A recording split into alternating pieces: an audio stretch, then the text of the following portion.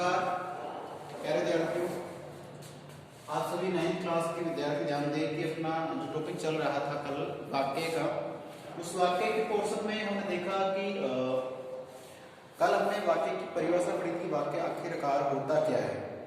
वाक्य के अंग पढ़े थे, 2 अंग थे, उद्देश्य और विधेय।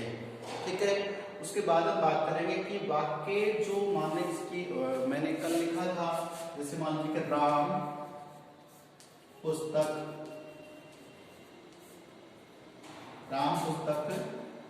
पढ़ता है, सिंपल सा एक वाक्य है। ठीक, अब देख रहे हैं इसमें राम क्या था, आपका उद्देश्य था, और ये पूरा क्या रहेगा आपका, ये आपके विधेय रह गया, विधेय। या फिर आप यूज करिए आपका कर्ता है और ये आपका जैसे क्रिया है।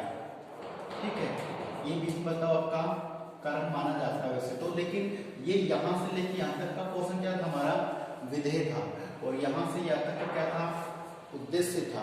उद्देश्य से पहले विधेय बाद में, ये पोर्शन था। लेकिन अब ये यहां से लेकर यहां तक जो वाक्य है, इसमें गुण कौन से हैं, कौन कौन से इससे गुण मिलाएं, कौन कौन से तत्वों को मिलाएं कि वो वाक्य बन जाए। इसके लिए क्या करेंगे, जानेंगे कि वाक्य के तत्व कौन कौन से होते हैं, कौन कौन से गुण होते हैं। वाक्य के अंदर यहां से लेकर यहां तक क्या क्या चीजें हैं, कैसे जुड़ी हुई हैं, या ऐसे वाक्य हम कोई भी बना सकता है, किस प्रकार से बनते, सारी चीजें हम जानेंगे। तो प्यारे विद्यार्थी ध्यान दें, पहला ही पॉइंट है आकांक्षा।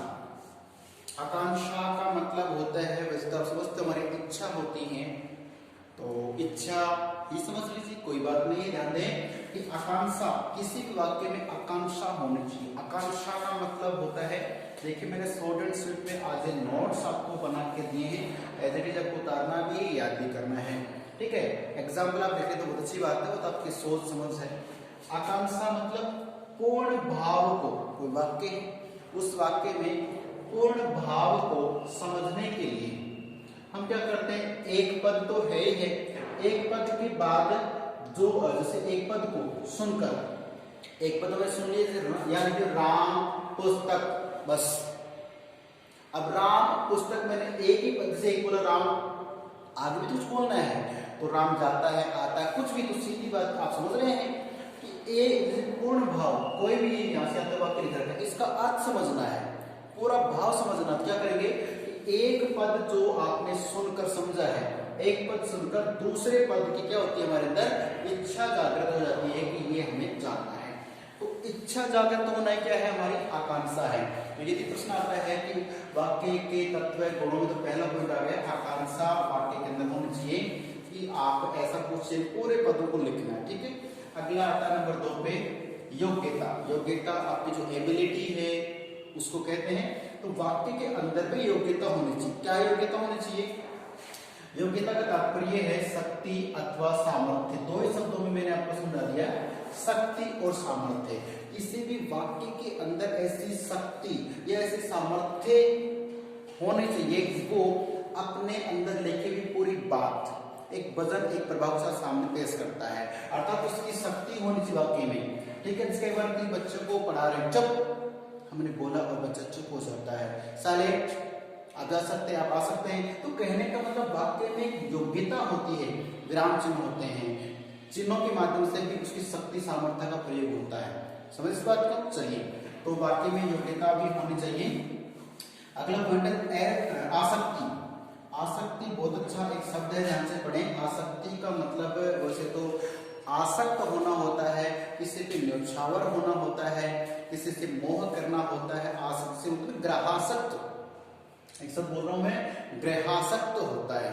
तो जिसमें मान ग्रहासक्त का मतलब कि जो घर में ही रहता है, घर से बाहर जाता ही नहीं है। ठीक है, या जिसमें कुछ व्यक्ति किताबों से बहुत प्रेम होता है, किताब पढ़ते रहते हैं। तो आसक्ति एक प्रेममय गुण होता है। लेकिन यहाँ पे आसक्ति का मतलब निकटता, पास में आना। कैसे, वाक्य के शब्दों को बोलते या लिखते समय क्या करेंगे, निकटता होनी चाहिए। जैसे मान लीजिए मैं इसको पढ़ रहा हूँ, राम पुस्तक पढ़ता है, तो मैंने राम बोला, फिर तुरंत पुस्तक बोल दिया, आपके बाद में पढ़ता है बोल दिया। अब मैं क्या करूँ, आसक्ति का प्रयोग नहीं करूँ, मतलब राम, फिर बोलते रुक गए, फिर पुस्तक, फिर रुक गया, फिर पढ़ता है, फिर रुक गया। तो अगर मैं इनके बीच में गैप लेता हूँ तो इनमें किसका अभाव रहेगा, किसकी कमी रहेगी, आसक्ति की कमी रहेगी। और आसक्ति की कमी रहेगी तो इसका लिखा हुआ तो है, लेकिन मैंने क्या कहा कि बोलते समय लिखते समय दोनों में निकटता होनी चाहिए, आसक्ति होनी चाहिए। या तो मान लो मैंने ये तो सही तरीके से लिखा हुआ है, मैं राम यहाँ लिखता राम, यहाँ लिखता पुस्तक, वहां लिखता पढ़ता है, तो दोनों में गैप होता।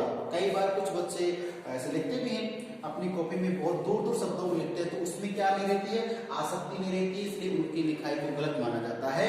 ध्यान दें कि ज्यादा गैप होता है तो वो नुकसानदायी होता है। चलो लिखने में है, फिर बोलने में भी कर रहे हैं। बोलने मानो कि व्यक्ति को सारी प्रॉब्लम है, बोल नहीं पाता, हकलाता है, अटकता, उसकी बात अलग है, उसको तो लोग ध्यान से सुनेंगे। लेकिन जैसे एक व्यक्ति सही मात्रा में, उसका शरीर सही है, उस व्यक्ति को क्या होता है कि शब्दों के बीच में बोलते समय या लिखते समय अगर निकटता है तो अच्छी बात है, और नहीं है तो फिर वो वाक्य पूरा नहीं होता है। आगे ध्यान दें, हम पढ़ेंगे आगे सार्थकता को। अब सार्थकता तो देखो, सार्थक सा को मानो साथ में, से या सा का मतलब तो साथ में। अर्थ, अर्थ का मतलब से और अर्थ सार्थक हो गए, तो जो अर्थ के साथ में है उसका मतलब है कि वाक्य में हमेशा सार्थक शब्दों का ही महत्ता, सार्थक शब्दों की ही क्या होती है, महत्ता होती है।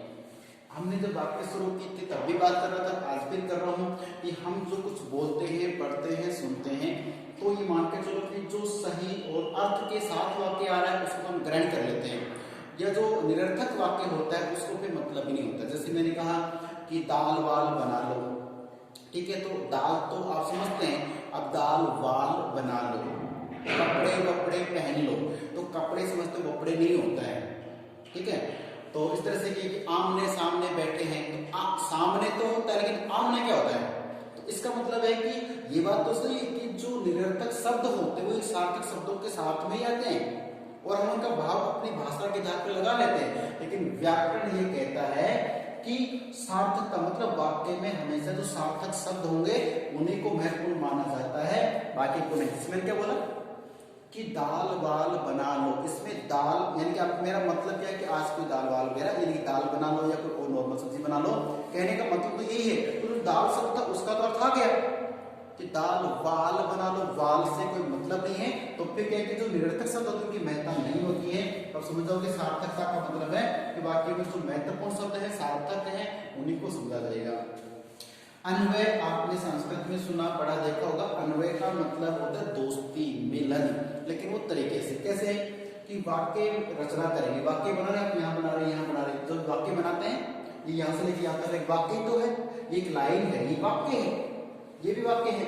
देखिए ये जो आपने बात की अन्वय, अन्वय में क्या है कि वाक्य रचना में क्या होगा, कर्ता होता है, कर्म होता है, जैसे कर्ता कर्म क्रिया, तो कर्ता कर्म क्रिया, कुछ और भी सकते हैं, विशेषण परिविशेषण कुछ हो सकता है, कारक कुछ हो सकते हैं। तो व्याकरणिक दृष्टि से जितने भी शब्द होते हैं, कर्ता हो, कर्म हो, क्रिया हो, इन सभी का क्रमानुसार, देखो पहले कर्ता आया, फिर कर्म आया, फिर क्रिया, तो कर्म चलेगा ना।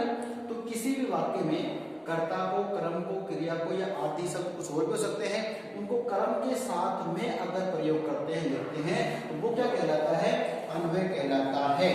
और हमने मान लो कर्म को पहले लिख दें, क्रिया को पहले लिख दें कि पढ़ता है पुस्तक राम, उल्टा कर दिया, तो ये लिख तो दिया, फिर क्या करेंगे, इसको जानने के लिए इसको सही करके लिखेंगे। तो कई बार क्या होता है, संस्कृत में बड़े बड़े शब्दावली होती है, उनको तोड़ के छोटा करके तो उसका अन्वय किया जाता है। तो अन्वय संस्कृत की पुस्तक पढ़ोगे तो सीधा एक पाठ आएगा, एक दोहा आएगा, उसका मैम टीचर कोई पढ़ाता है, आपको अन्वय करवाता है, इसका मतलब इसके आधार बताता है। तो वाक्य अन्वय करने के बाद शुद्ध मात्रा पढ़े जाते हैं। फिर बात करेंगे हम पदाकरण की। पदकरण की बात करें तो पद में क्या होता है, शब्दों का यथा स्थान, जैसे मान लीजिए यहाँ पे राम है, अब पुस्तक क्या दे दो, पुस्तक राम पढ़ता है, तो ये कर्ता, तो या फिर क्या देगा, अभी क्या है, कर्ता कारक जो है, कर्ता कौन है, राम है। जैसे एक वचन की बात करें और व्यक्तिवाचक की बात करें, अभी ये पुस्तक हो जाएगा तो लिंग वगैरह सब बदल जाएगा, ठीक है। ध्यान रखना कि अब जैसे फिर यदि राम आग कर दें तो पुस्तक राम पढ़ता है, तो फिर क्या है कि जो कर्ता होता है उसके अनुसार ही क्रिया आती है, ठीक है ना। तो पुस्तक के साथ में पढ़ता कैसे, पुस्तक स्त्रीलिंग हो जाती है नहीं, इस तरह ध्यान रखना है। तो फिर ये क्या हो जाएगा कि हमारा क्रम सही नहीं रहेगा। इसका मतलब ये होता है कि शब्दों का क्रम अगर उसके स्थान के अनुसार रखना पड़ता है, उसे हम कहते हैं पद कर्म कहते हैं। प्यारे विद्यार्थियों, मैं यही चाहता हूँ कि आपको आपको वाक्य के तत्व जो आज का वीडियो है ये समझ में आ जाना चाहिए। किसी भी प्रकार की समस्या हो तो अवश्य आप बता सकते हैं, अन्यथा पूरा लिखें और याद करें। ठीक है, मिलते हैं अगले वीडियो में, तब तक के लिए नमस्कार, धन्यवाद।